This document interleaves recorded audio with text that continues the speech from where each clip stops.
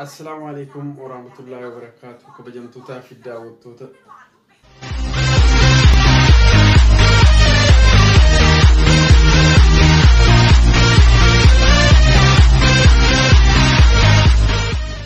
هاجو كم درتو سنيننا نجاكي سني هرمو فيديو أداة كونسنتر من الرا فيديو يرو كيس يجرو يشودا فيديو أما كان دربارو يشودا أكمل بيكم يشودا وراني موتوماتي في وراني TPLF وراني يشودا بيكيس تيرو ما كان يشودا والرت نقاسو واللولو دين الرت يشودا رولال تكنا كرفتي بولتو سنجرتا لبو دا نمالتو دي بسيرو garuu wanti beekamu qabu asirratti warrootni achi keessa jechuudha ilmaan Oromoo taatanii makalaakiyaa keessa taateen warri ilmaan Oromoo taatanii achi keessa jirtan yeroo ammaa kanatti murtee mataa keessanii jechuudha warra duraan akkaataa isinitti jirtan hin beekna kanaafuu amma immoo jechuudha qoraan yookaan immoo muka achi keessa bu'ee gubatu akka hin taaneedhaaf murtee mataa keessanii murteeffadhaa isiniin jenna osoo viidiyoo kanatti hin galiniin dura Freeman jechuudha YouTube kana subscribe godha jala kana argamu jechuudha subscribe godhaati video waan gadhiisu yeroo hundumaa akkasiin bira ga'uuf mallattoo beelii sana mallattoo bilbilaa sana tuqaati yeroo hundumaa jechuudha video babbareedaa argattu kanaaf hundumti keessanuu maatii chaanaalii kana naaf ta'a jechuun barbaadeetanii har'a kana irraa dubbadhu waa'ee mootummaatii fi waa'ee walloliinsa TPLF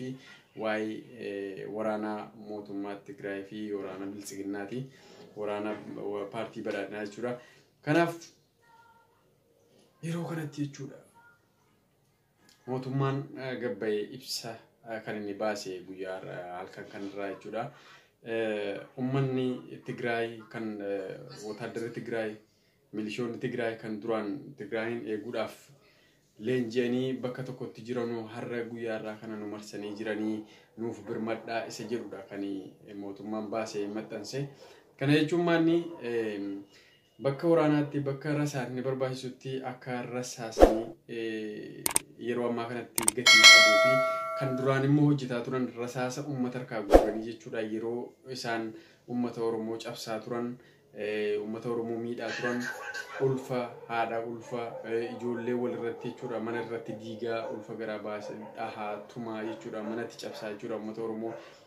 yeroo meeqaatama jechuudha gara Booranaati gara Wallaggaati bakka hunda jechuudha naannoo Oromiyaa guutuudha jechuudha miidhaa akka turedha kan mootummaa kana irratti beeknu amma immoo yeroo deebi'ee hawaasa kana jechuudha garaa laaffachuudhaaf akka makalaakiyaa bira goranuuf jechuudha hawaasa kanatti gabbahee waan akkanaa dubbatu argaa jirra jechuudha kanaaf warrootni achi keessa jirtan uummataa keessanitti jechuudha ijoolleen Oromoo taatanii achi keessa jirtan yeroo ammaa kanatti murtee mataa keessanii yoo hin kaanne isin qoraan TPLF fi Biltsiginnaan isin gidduutti qabsiifamee gubatudha isin jechuudha isaan akkaataatti isin fixanudha kan isaan barbaadanu amma akkuma beekamu kaleessa moodeen gadda jechuudha naannoo Wallaggaatti jechuudha uummata nagaa irratti jechuudha uummata nagaa uummata naannoo biraatii achi qubate irratti badhaadhinni jarumti mootummaa kun jechuudha ofumaatti dhukaastee aboo shanee jetti Oromoo takka godhe jetti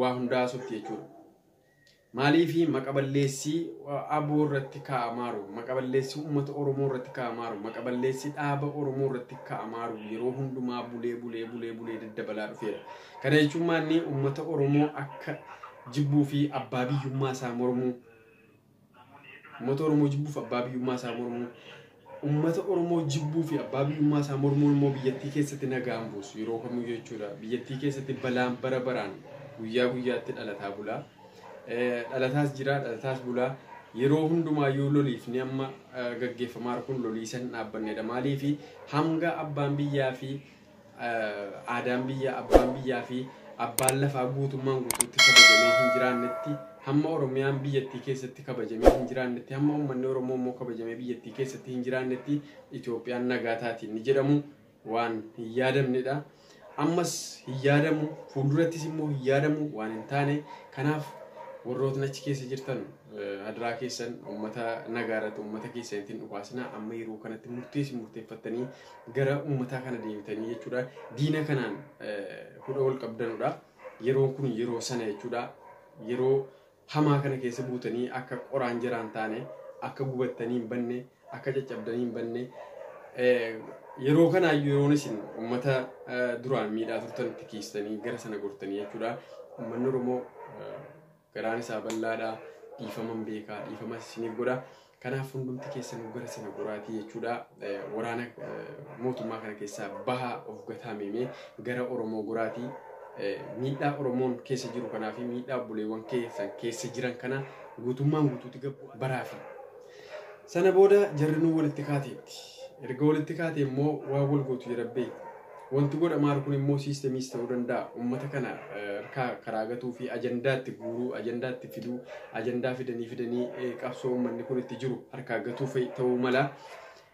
Kan rakkoon qabuun argina waa hundaayyuu geenye irraan geenyaa bulleessin argina.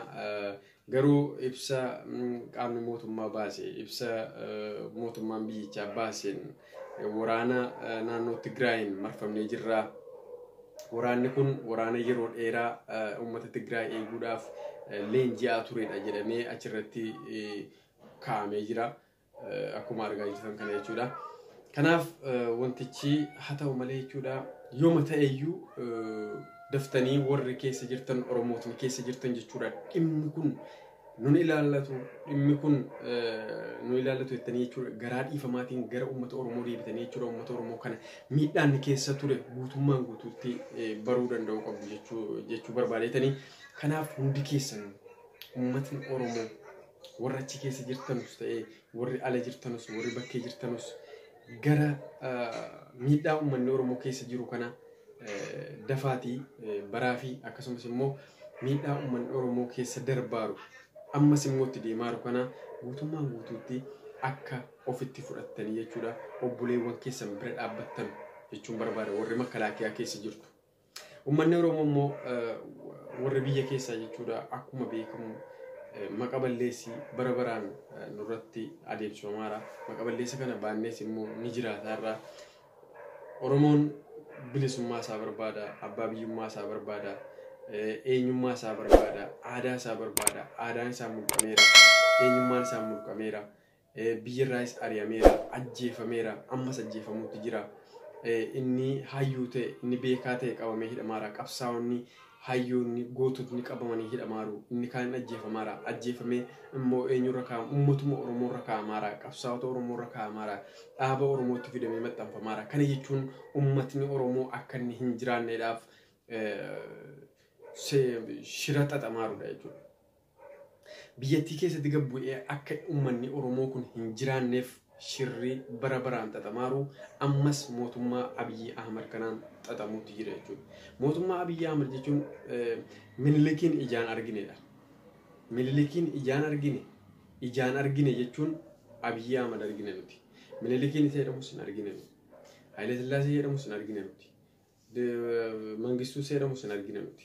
Miidhaa isaa seenaa isaa dhageenye malee ijaan hin argine. Isa kana immoo kan nu dhalannee kaane ijaan argine Abiyyi Ahmad jechuun Minilikiin ijaan argine.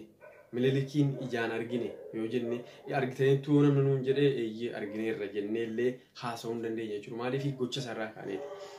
Biyya keessatti aadaa balleessaara, duudhaa balleessaara, amantii balleessaara, masgiida gubaara, bataskaana gubsiisaara, masgiida gubsiisaara.